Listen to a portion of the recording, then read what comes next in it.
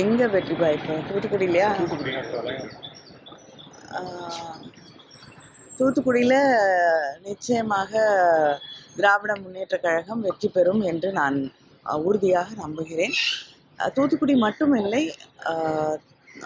39 தமிழகத்தில் இருக்கக்கூடிய தொகுதிகளிலும் பாண்டிச்சேரியிலும் நிச்சயமாக திராவிட முன்னேற்ற கழக கூட்டணி, இந்தியா கூட்டணி வேட்பாளர்கள் அத்தனை பேரும் வெற்றி பெறுவார்கள்.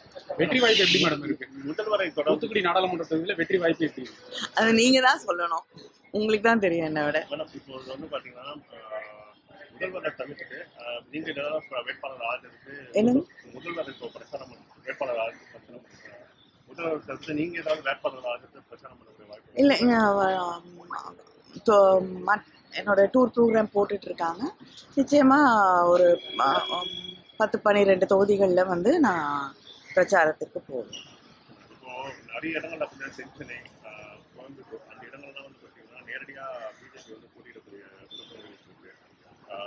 கூட என்ன சொல்லியிருக்காங்கன்னா 4% எஸ்டி வேணும்னு என்ன சொல்லியிருக்காங்கன்னா 4% கூட வாக்குகள் பிஜேபி எப்படி அண்ணாமலை வந்து வெற்றி பெற முடியும்?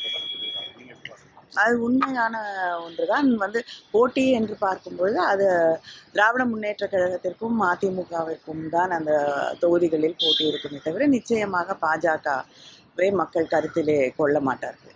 அண்ணாமலை வந்து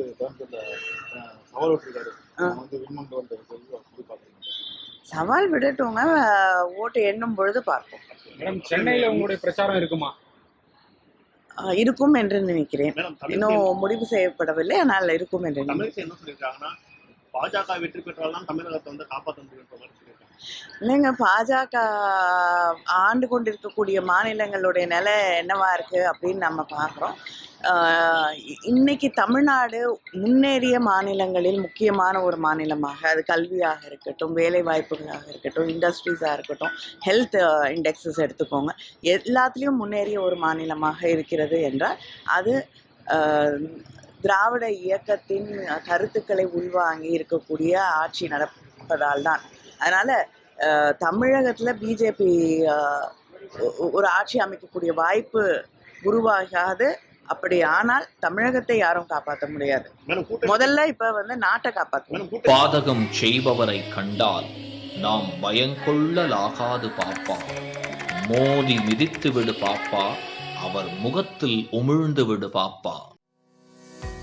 அண்மை செய்திகளை உடனுக்குடன் தெரிந்து கொள்ள இணைந்திருங்கள் இயம்நாடு தொலைக்காட்சியுடன்.